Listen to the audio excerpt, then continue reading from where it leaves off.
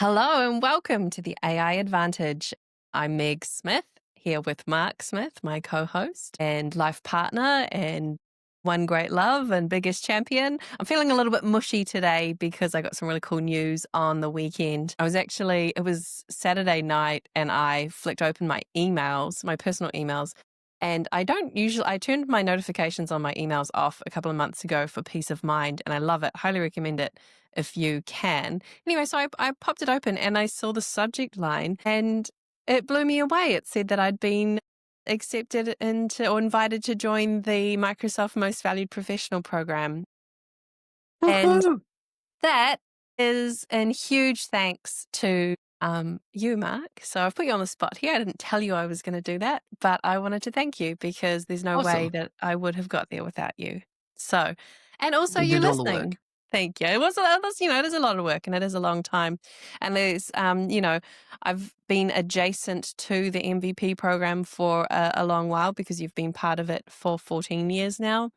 And I've talked to a lot of people about their involvement and the work that it takes. And, I've talked to people who've chosen to not pursue renewal because of the time that it takes. And I think that's super valid as well. I'm really excited to get involved and see what it looks like from the inside, having observed from the outside for so long. I But think it today, is.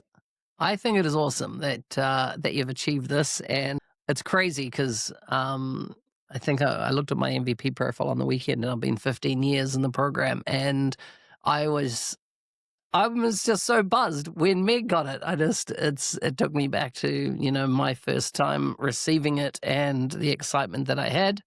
I think the program is still amazing. So proud of you achieving it. So good. So well done.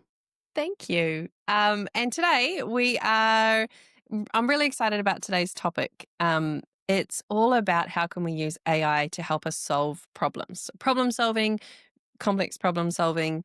This is a big one. And we are going to talk a little bit about some of the ways that AI has helped us. This is a fun exercise to do at home if you feel like it. One of the things we each prompted our various AI tools with this morning was looking back at our conversations. What problems have you helped me solve? And I was a little bit surprised by what came up. But before we do that, there is a wonderful ex-Googler called Mo, I'm going to butcher his last name, Mo Gordart, I think is how you say it. He wrote a book that Mark and I both read at a time in our lives when we were living through a lot of grief. He wrote a book called Solve for Happy. And I highly recommend you going and reading that book if you are just at a time when you're looking for a little bit of direction or a little bit of grounding. I found it really helpful personally. So follow his work with interest. He was part of what became Alphabet or spun off as the Moonshot Factory in Google. So this was the part of Google that was looking to solve big problems that would have global impact. Things like here in New Zealand, they launched Lunar Balloon, which was the balloons that went up into space and were able to broadcast signal and internet sort of to places that wouldn't otherwise be able to be connected to the internet. Obviously now, probably 15 years later, we've got things like Starlink that do that at scale and have commercialized that. But I follow his commentary on AI with some interest, and he said something today. I just wanted to share it as a bit of a grounding for our conversation. So he says the disruption that is about to happen is so significant that when anyone tells you that the existential threat of the future comes from AI, they don't. The threats come from bad actors, bad humans who use AI to their benefit at the expense of all of us. We can all win. It's truly no longer a technological challenge to create an amazing world for everyone. It's an ethical challenge, a moral challenge, and that's something you can influence by teaching AI to stand for us and by speaking up to those in power. I love that. As in, next week we're going to talk on safety and everything around that kind of area of ethical decision making and safety with AI. I was at MVP Summit last year in Redmond with Microsoft, and I remember I asked the comment, how do we, is AI going to take our jobs? And I asked it in a internal session, and the response was brilliant. The response was, AI is not going to take our jobs, but a greedy capitalist will, right? Very, very insightful there. And just like Mo was saying here, And what Meg didn't tell you is that she's had a personal back and forth with Mo when she authored her first book, following us reading that book when we were traveling through Scotland, I think it was at the time. Yeah, it Must have was. been 2017. But he's come out with a book since, Mo, and it's called Scary Smart. And it's of course, it's about AI. And in more recent times, I felt Mo has taken a dystopian view or potential dystopian view of the world. And so I'm not necessarily fully agreeing with what Mo says, but it's very interesting what he says here. And I think that is going to be one of our biggest challenges as we move forward, is that AI being used against us, not in a, it's very obvious or blatant, but I think it'll be very subtle, it'll be manipulative, and that, of course, creates risk. Just before we jump into today's, I just wanted to Yeah. say one last thing on what you Yeah. just said there. It's a really good example of this critical thinking assessment that we need to train ourselves to do, because we are living in this world that is trying to polarize us all the time. These algorithms are very, evolved and clever, but ultimately they're trying to get you to be A or B, have a really strong reaction. For example, in the scenario, for Mo, so you read his content and you're like, yes, I love this. This is everything. So you engage and you comment and you share it and maybe you talk about it on a podcast. Or B, I hate this. This is terrible. I'm going to throw everything out about this person. And that we are not even realizing or not even cognizant a lot of the time. We just feel the reaction and then make a choice and kind of move on with those fixed things that become part of our mindset and how we see the world. It's something I've really noticed in myself the more that we've been doing this work. And so I'm trying to build in, without overloading myself in my mind, but trying to build in the checks and go, okay, can I think that something that someone has said is good without agreeing with everything that they say? I kind of think you can. Totally agreed. When you sit down to a good meal, you don't have to eat everything. You can eat the bits that are tasty and great and are going to be beneficial to you, and you can spit out the bones. You don't have to have it all. So I like that. One of the things that, when Meg said, hey, why don't we do this prompt and see how AI has helped us with problem solving, complex problem solving, I ran it across 3 main AI tools that I use, and each of them had different lenses, on things that I'd done. And so I thought we'd split today into, first of all, business, things that I've used for business, and then things that I've used in my personal life and problems and challenges that I've used AI to help me with. And what I'm really keen to, though, is to hear how you are using it. And so as you listen to this, perhaps you've come up with a unique way to solve complex problems, and would love to hear what the problem was, how you solved it, or how you used AI to assist you in solving that particular problem. But to kick off, the first one I have was, I use AI a lot when I'm wanting to develop mental models. And I like the concept of mental models because it's not knowledge in that it is, here's the answer to something. It's, here's how you should think about things. And therefore, based on the situation you're dealing with, you will have you'll have different outputs from running those mental models. And so I've been using it a lot around mental models for AI adoption. How do I think about adopting AI into my life? How do, what kind of structure should I put in place? And so when I typically will kick off a sequence like this with AI, I'll say, hey, listen, I want to get clarity on a mental model around whatever the topic is. And I will ask the AI to ask me questions until it's fully understood what's going on in my mind around the nuance of this topic. And only then do I ask, because what I'm challenging it to do is ask me challenging questions so it can get insight into it rather than just a one-shot prompt, so to speak. And out of that, I find I get really deep, and it helps me unpack my own thinking, and then also brings to light inconsistencies in my thinking. And even as I say that, I'll give you an example of an inconsistency in my thinking. I like to be open-minded. I like to be broad-minded. And even just as I said this, it came to mind. I was brought up deeply religious. So for 35 years of my life, I was massively trapped in religion. And Pentecostal Christianity, all that type of stuff. My parents were, and that took me on a life journey until I really confronted that and really unpacked. And I suppose I did most of that unpacking actually while I was living in the United Kingdom, and really put to bed this kind of concept in my life. The concept of religion as a construct. And so, anyhow, I was saying, hey, I'm open minded, blah, blah, blah. This is a conversation I was having with AI. And it came back and said, I'm open to different religious beliefs. And I was like, fuck that. No way. I don't want anything about religion and, that I'm open. And it challenged me and said, well, funny you say that. You said you're open minded, yet. And I was like, very good, very good. Brought out a blind spot for me. Love that. And I think I remember when you had that interaction and you really took it very well. Like I was trying to imagine like if you had heard that challenge from a person, you might have been less receptive. You would have been more likely to dig in, I think. Yeah. Because when we're talking with people, you have that emotional connection, which I think is a good thing. We don't want to lose that. But in some topics, we are so emotionally connected to our beliefs or our interactions with them in the past, maybe. Or, we bring to it all this extra stuff. Whereas in that scenario, I think you were more objective in replying to the challenge because AI was like, didn't have the emotions in it, for example. Yeah. I like it. That's funny. I hadn't really thought of the phrase mental models ever until you started explaining it or using it. And then I think one of the examples we included in our book, which we might have talked on the podcast about before, is Edward de Bono's 6 thinking hats. And so when I think of mental models, I literally think of changing hats Yeah.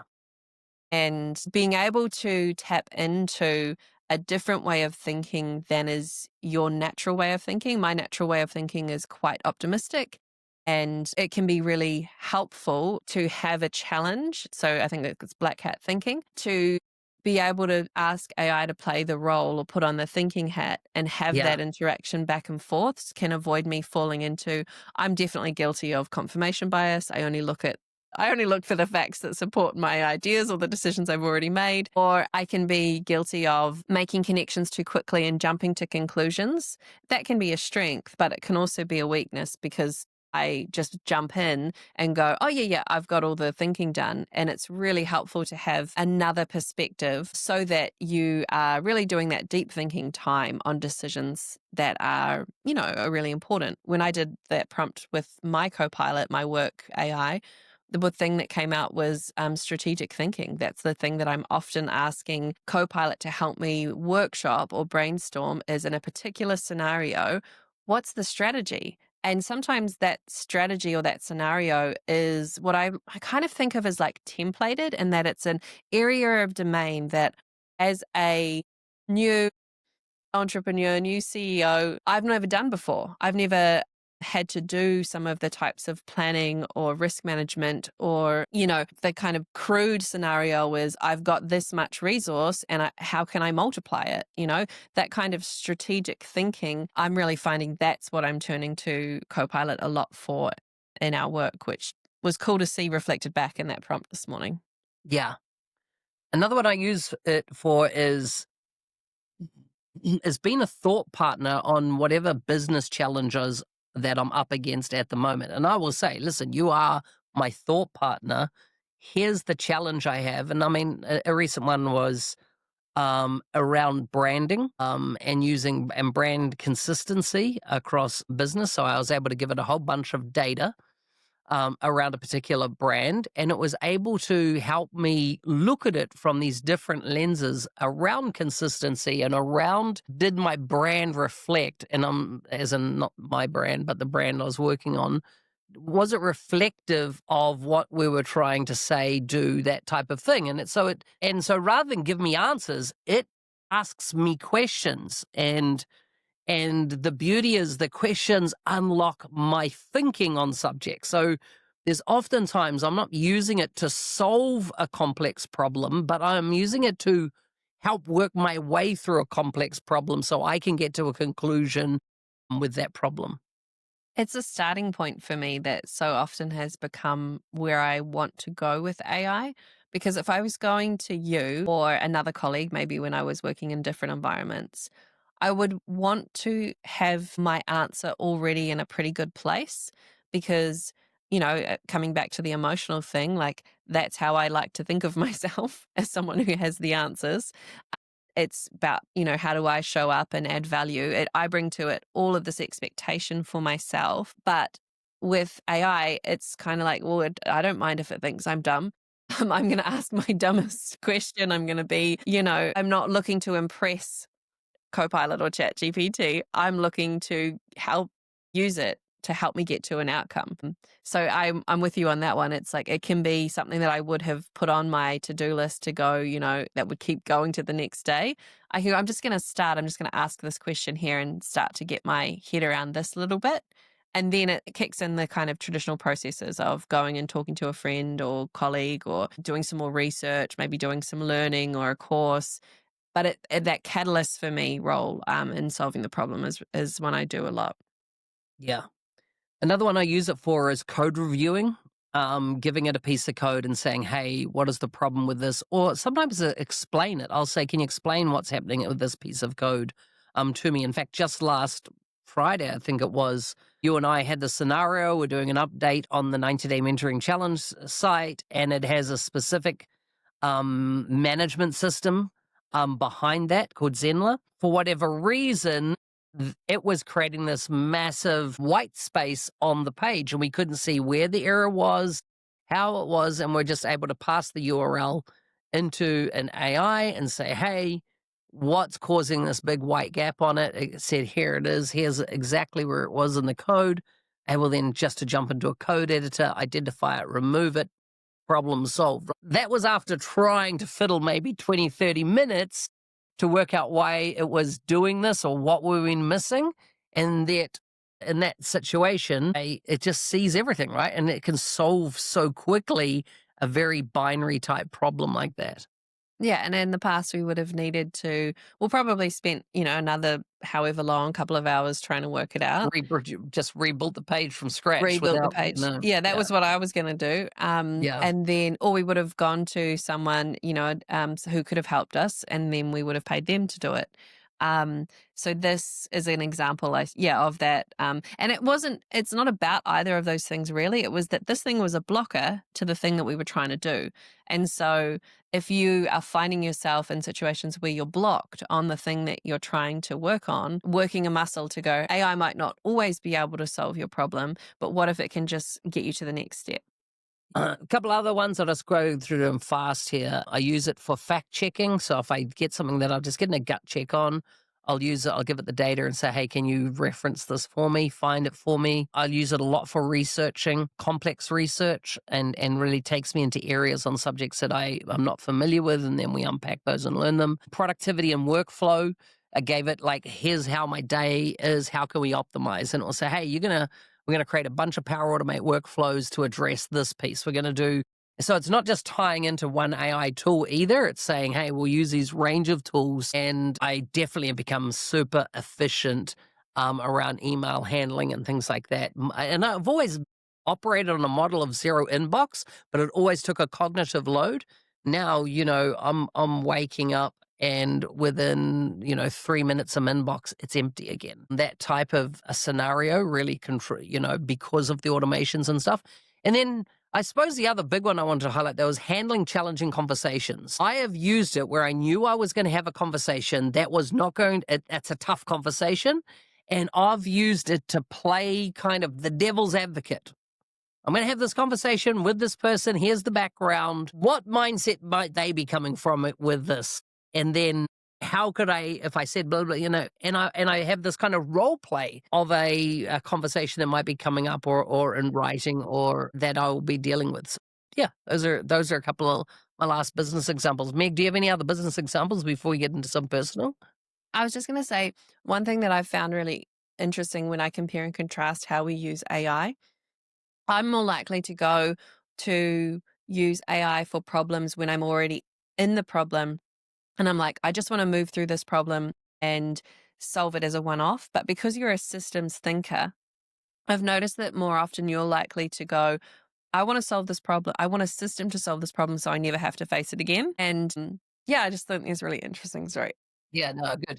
Um, One of the things I've been using it for in my personal life is that we are heavily invested in ETF funds, and particularly the S&P 500. And when you look at what's happening in the world, the way the world is running, things are changing, right? And so, as in we look at world powers and dominations and markets and things like that, and China is massively growing in the space. And so I did a whole bunch of experimentation around identifying Chinese-based ETFs that I could buy through the Hong Kong Stock Exchange. And that, diversified my US and European interests also with the China market. And of course, it allowed me to do some deep research on equivalent type ETFs, but that are in China and that I can buy through my stock account in China. So probably we'll put that into personal investment. But that's something where I've used it to really, I suppose that was more research than problem solving. But the problem I had is that I wasn't moving forward with an initiative in the space because I didn't know. There's so much that I didn't know. And so it really helped me get clarity on that. Yeah, I think that I had a similar one example in our work as well. But it's the problem is diversification, right? When you have a lot of income coming from one customer, or in this scenario we had across our different share portfolios, significantly more invested in the US market than anywhere else. And so then the problem we have to say is, hey, we want to mitigate our risks or exposure to risk in these scenarios. What are some ways that we've never thought about? And it's that whole answering the question of, we don't know what we don't know. Yeah. Help me see some other things. I'm definitely not going for decision making to AI. I'm not letting it make the decision on my behalf. I'm wanting to understand for myself, how can I be a better steward of whatever resources I have? And what are some ideas I've never thought of? And I might have never met anybody who's taken that idea. Recently, I've got into beekeeping as a hobby, and so I have beehive, and I suppose I got into it less than 12 months ago, and in the first season, I lost my entire hive of bees from wasps came in and robbed the hive in winter. Got a massive increasing wasp problem here in New Zealand. Anyhow, in early spring, which is very unusual, very early in spring, almost just the end of winter, I was able to purchase a new nuke, what's called a nucleus, which is 5 frames with a queen bee and some honey brood and start off my hive. And so I started the hive and I was feeding it a lot of sugar water to bring on or encourage the queen to lay a heap of eggs. And I was doing that, and the hive was buzzing, and buzzing like literally heaps more bees out collecting pollen, going crazy, that type of thing. And Meg and I walked past the hive on the way to the garden one morning last week or the week before, and everything was fine. By the time we got to our vegetable garden, there was this massive buzz in the air. We looked around, the sky was pretty black as all our bees had left the hive. And I was like, shit, I assume this is a swarm, not been experienced with it before. Sure enough, our hive was swarming because they felt they were growing at such a velocity they're going to run out of space. And I hadn't put the next box on, which allows them to grow into, because I was just giving it 2 more weeks as I was doing some mite protection, varroa mite. Anyhow, the swarm happens. I've never dealt with swarms. I've never caught a swarm. I'm allergic to bee stings, so I don't want to be too crazy with them. So anyhow, I opened up ChatGPT in voice mode and put the camera on and said, what's going on? They said, it looks like the start of a swarm. From that information, I said, what do I do? They said, well, you just got to wait till that swarm of bees settles down. It'll settle down somewhere close by. About 5 minutes later, sure enough, found a tree, created this big droopy bunch of bees, hanging on it. And so once again, I'm like, what do I do now? And it goes, well, you need to capture that swarm of bees. And I've never done this. Meg's going, you should call somebody and everything. I'm like, yeah, I got AI. I don't need to call anybody. I'm like, I got this. Sure enough, AI steps me through the process of what I need to do. I put a box under it and I go to shake them in, and Meg was on a call, and I was like, oh, I'll wait and I'll show her. She can observe this happen. And when I came back from seeing how far away she was, the bees were all gone off the branch and they had all gone into my box, and like textbook, it had all worked.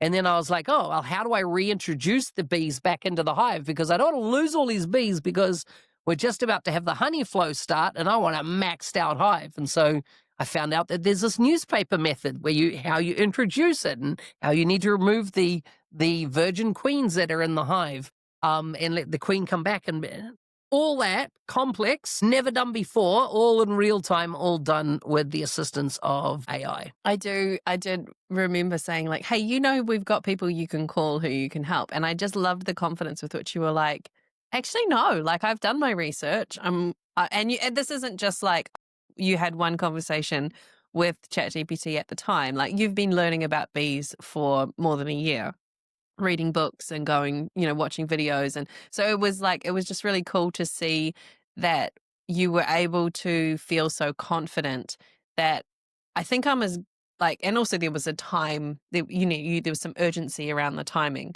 Um, you were like, I don't want to spend time doing that when I'm pretty sure I know what to do and I'm just going to go and give it a go. And then it did work.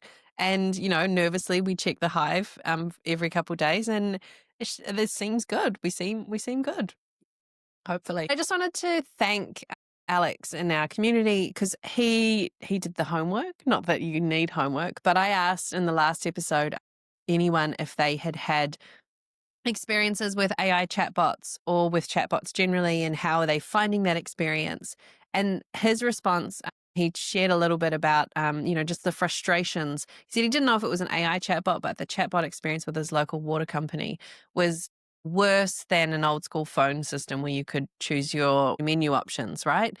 And it kind of made me think, like, if the solutions that we're putting in place to solve problems for our customers are creating more problems, those aren't the right solutions. So thanks, Alex, for sharing. And I know, Mark, you kind of gave a question or gave a challenge to our listeners at the start of this episode that if you've been using AI to solve problems, particularly complex problems, let us know how it's working for you and what your approaches are. We're And what always your wanting to problems were that learn you solved.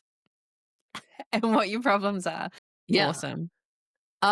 Just to wrap up, if you have been listening to this, it has a video version available on Spotify and YouTube. Of course, if you want to engage in the little community we have around this podcast series, you can join the WhatsApp group.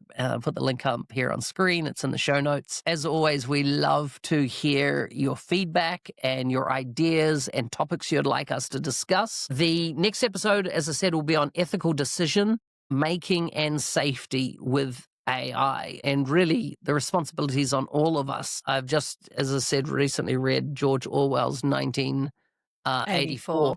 and I'm really hoping that we're not heading in that direction, and it's on us to really control our use and how we work with AI and to set the future and not just be ingested into somebody else's vision of it for us. You went to quite a dark place after reading 1984. I remember we were talking about it, and I think it's understandable to go to dark places at the moment, right? Because sometimes it feels like everywhere we look, the news isn't good. But I also think we can make a sort of a focused effort to find the good news stories. And there's one that as you were talking about 1984, I remember we talked about. There's an amazing recipe developer in Australia. She's responsible for the site Recipe Tin Eats. Her name's Nazia, and I've got a friend that works for her. And she's got this great website that has just lots of recipes, right? But the coolest thing about what they do in their business is she has a team in her kitchen in Sydney and in Australia that every single day they make 400 meals that are given away into community programs. And I remember finding that out and thinking, oh, that's amazing. How cool. I wonder how she's funded. She must have some government funding to do that, or that must be something. No, she just takes a portion of her profits and decides that that's important. Yep, that's what she does. And I just love that as a challenge to go, hey, whatever your sphere of influence, you can choose with the resources that you've got to do something that helps people, and that's a choice we all have. So I absolutely love that. And I'm trying to train my brain as well to go, when it feels like the world is really dark and bad, like let's look and shine our light on the things that are great and the choices that people are making to help other people. See you on the next one.